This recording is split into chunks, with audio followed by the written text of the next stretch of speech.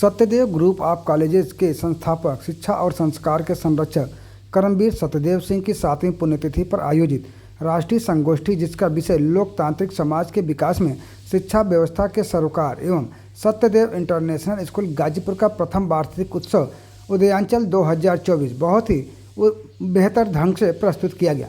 वार्षिक उत्सव उदयांचल 2024 अध्ययन विषय पर आधारित है, जिसका अर्थ जीवन की यात्रा होता है। सर्वप्रथम कार्यक्रम की शुरुआत भारत माता की प्रतिमा, विवेकानंद की प्रतिमा और कर्मवीर सत्यदेव सिंह का चित्र पर कर्मवीर सत्यदेव सिंह की धर्मपत्नी एवं सत्यदेव ग्रुप ऑफ कॉलेजेस के मुख्य ट्रस्टी सावित्री सिंह, योगी आनंद, वर्तमान पंचायती राज मंत्री ओम प्रकाश राजभर, आयुष मंत्री दयाशंकर मिश्र दयालु सहित अनेकों लोगों ने पुष्प अर्पित कर और दीप प्रज्वलित कर किया। कार्यक्रम को संबोधित करते हुए सत्यदेव ग्रुप ऑफ कॉलेज के प्रबंध निदेशक डॉक्टर सनन सिंह ने बताया कि गाजीपुर की धरती पौहारी बाबा जैसे संतों की धरती है। आज़ादी के समय का उल्लेख करते हुए उन्होंने कहा कि जहां पर शिक्षा की कोई व्यवस्था नहीं थी, सत्यदेव सिंह ने श्री गांधी इंटर कॉलेज की स्थापना कर शिक्षा को उत्कृष्ट स्थान तक पहुंचाया। उन्होंने गरीबों का उल्लेख करते हुए कहा कि इसके लिए शिक्षा ही सर्वोपरि है। आज के इस कार्यक्रम में जहाँ स्कूल के छात्रों ने रंगारंग कार्यक्रम प्रस्तुत किया गया, वहीं कॉलेज परिवार की तरफ से जनपद के बहुत सारे शहीद परिवारों को सम्मानित भी करने का कार्य किया गया। आज स्वर्गीय सत्यदेव सिंह जी की 7वीं पुण्यतिथि के अवसर पर कार्यक्रम आयोजित था। जो काम उनके अधूरे पड़े हैं उस काम को आनंद जी और सानंद जी दोनों लोग मिलकर के बखूबी निभा रहे हैं। और जो बात गौतम बुद्ध जी ने कही, महात्मा ज्योतिबा फुले ने कही, सावित्रीबाई फुले ने कही, छत्रपति साहू जी महाराज ने कही, पंडित दीनदयाल उपाध्याय जी ने कही, जो बात बाबा साहब डॉक्टर अम्बेडकर ने कही, उसी बात को आगे बढ़ाने का काम प्रोफेसर आनंद जी और प्रोफेसर सानंद जी दोनों भाई मिलकर के आगे बढ़ा रहे हैं। आज पुण्यतिथि के अवसर पर हम गाजीपुर के ही नहीं, पूरे उत्तर प्रदेश के लोगों से कहूँगा कि जिस तरह सत्यदेव सिंह जी के विचारों को आगे दोनों भाई बढ़ा रहे हैं, ये विचार उन गरीब तक पहुंचे जो अभी शिक्षा से दूर है, उनको भी शिक्षा मिले, उनको भी प्रेरित किया जाए, वो भी विकास की मुख्य धारा में आवे। ऐसा प्रयास हम सब लोगों को मिलकर के करने की जरूरत है। मंत्री जी, मंच से आपने 2 चीजों की घोषणा की है। एक तरफ सानंद जी अगर जमीन दे तो बारात घर और गेस्ट हाउस, तो रुपया कहाँ कमी है? रुपया तो है, जमीन का कमी है। जमीन मिल जाए तो बनवा देंगे। अखिलेश यादव ने एक बयान दिया है, कहा है कि अगर कुंभ की तैयारी सरकार नहीं कर पा रही है तो बताए, हमारे समाजवादी करेंगे। अब क्या कहें हम समाजवादी पार्टी को? समाजवादी पार्टी की सरकार में कितने लोग मरे थे, जरा उनसे पूछ लीजिएगा। कुंभ में ही कितने लोगों की जानें गई थी, उनसे पूछ लीजिएगा। पिछली सरकार में भी सरकार ने पिछला भी कुंभ लगाया था। सकुशल लोग आए और सकुशल लोग गए, और केंद्र और प्रदेश सरकार कटिबद्ध है पूरी व्यवस्था के लिए। हम और हमारे मंत्रीगण विभिन्न स्टेटों में जाकर के वहाँ के राज्यपाल, वहाँ के मुख्यमंत्री को निमंत्रण दे रहे हैं। वहाँ भी प्रचार प्रसार हम लोग कर रहे हैं और रोड शो कर रहे हैं कि आइए प्रयागराज में कुंभ में आप भी शिरकत करिए। इस तरह का निमंत्रण उत्तर प्रदेश के सभी मिनिस्टर पूरे प्रदेश में घूम करके हम लोग, पूरे देश में घूम करके हम लोग न्योता बांट रहे हैं। मंत्री जी को राजनीतिक अखाड़ा भी बना दिया गया और साथ ही आतंकियों धमकी भी मिल रही है कि इसको बर्बाद किया जाएगा। देखिए, आतंकवाद जो लोग वहां पानी पी लिए हैं पाकिस्तान का, वही लोग इस बात को बोलते हैं। हमेशा जितने भी महापुरुष हैं सभी लोगों ने एक ही बात कही है कि भाईचारा मिल्लत है, मिल करके सब लोग रहें। और बाबा साहब डॉक्टर अम्बेडकर जी ने संविधान में सबको अधिकार दिया है कि सभी लोग अपने अपने जाति, अपने अपने धर्म, अपने अपने मजहब के हिसाब से पूजा पाठ करिए, किसी को कोई रोक नहीं है। मंत्री जी, विपक्ष का कहना है कि इस समय उत्तर प्रदेश में खोदो और ठोको दो नीति चल रही है। शायद विपक्ष को देखना चाहिए था कि जब कांग्रेस की सरकार थी, बसपा की, सपा की सरकारें थी, तो सपा की गवर्नमेंट में 815 दंगे हुए, लगभग 1200 जन की हानि हुई सपा की गवर्नमेंट में। बसपा का वही हाल था, कांग्रेस तो इन दोनों से आगे निकल गई। अब वो लोग कह रहे हैं, अगर ये बात समाजवादी पार्टी के लोग कर रहे हैं तो जरा आंकड़ा निकाल लें माननीय मुलायम सिंह जी के कार्यकाल का और योगी जी के कार्यकाल का, तो दोनों का आंकड़ा जमीन आसमान का होगा। आज उठा के देखिए, योगी जी के नेतृत्व में 7.5 साल के ऊपर हो गया और प्रदेश में एक भी दंगे या कर्फ्यू नहीं लगे। छिटपुट घटनाओं को छोड़ करके जो भी कानून को अपने हाथ में लेने की कोशिश कर रहा है, कानून उसके साथ सख्ती से निपट रहा है। मंत्री जी, अम्बेडकर को लेके जिस तरीके से विपक्ष लगातार हमलावर है, अमित शाह के बयान को लेके, उस पे क्या कहेंगे? अब आप लोग भी जानते हैं कि जीवन भर कांग्रेस ने बाबा साहब डॉक्टर अम्बेडकर जी का विरोध किया।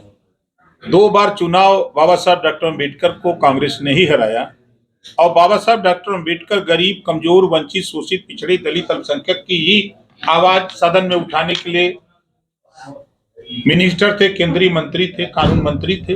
उन्होंने कांग्रेस के सामने ये बात रखी कि इनमें शिक्षा हो, स्वास्थ्य हो, रोजगार हो, नौकरी हो, इनको भी बेहतर जीवन जीने का मौका मिले, तो कांग्रेस ने नहीं माना। वही कांग्रेस आज बाबा साहब की वकालत करती है। वही कांग्रेस पार्टी जो आपने देखा कि लाखों लोगों को इमरजेंसी लगा के जेल में डाला, नेताओं को, पत्रकारों को जेल में डाला, वो कांग्रेस पार्टी अगर ये बात कह रही है। समाजवादी पार्टी अगर बाबा साहब की बात कर रही है तो बाबा साहब डॉक्टर अम्बेडकर जी के नाम से समाजवादी पार्टी को इतनी चिढ़ थी कि 12 के पहले जो बहुजन समाज पार्टी की सरकार में अम्बेडकर पार्क बना है लखनऊ में, सपा के लोग कहा करते थे मंचों से कि मेरी सरकार आएगी तो मैं अम्बेडकर पार्क को गिरा करके शौचालय बनाऊंगा। ये समाजवादी पार्टी के लोग कहा करते थे और लाखों लोगों का जीवन, संविधान की बात करने वाले लोग, लाखों शेड्यूल कास्ट, शेड्यूल ट्राइब्स को नौकरी से मजबूर कर दिया, लोग नौकरी छोड़ दिए। कितने लोगों ने आत्महत्या कर ली जब प्रमोशन में आरक्षण खत्म समाजवादी पार्टी ने किया था। ये लोग अगर संविधान की बात करते हैं, बाबा साहब डॉक्टर अम्बेडकर की बात करते हैं, बाबा साहब डॉक्टर अम्बेडकर के सपने को आज बखूबी माननीय नरेंद्र मोदी जी और माननीय योगी जी के नेतृत्व में गरीबों का कल्याण हो रहा है। आपको हम गिनती गिना दें, आयुष्मान कार्ड किसके लिए है? गरीबों के लिए 5 लाख मिल रहा है।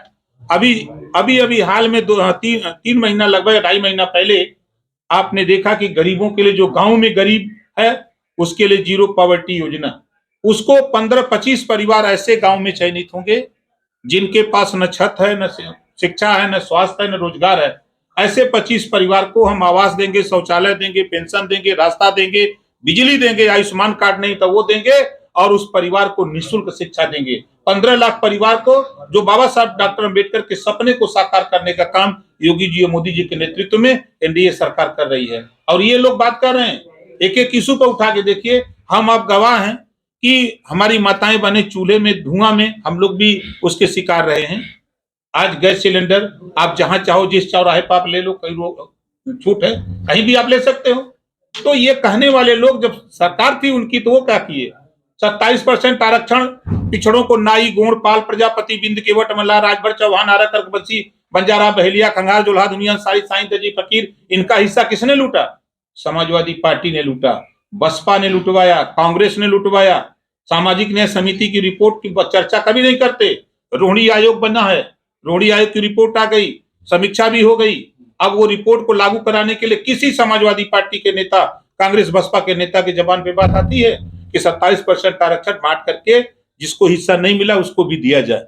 एक बार भी कोई सपा का नेता नहीं बोलता है। अगर कोई सफाई मिल जाए तो उसे पूछिएगा कि रोहिणी आयोग के विषय पर आपका नेता, आप लोग क्यों नहीं बोलते हो?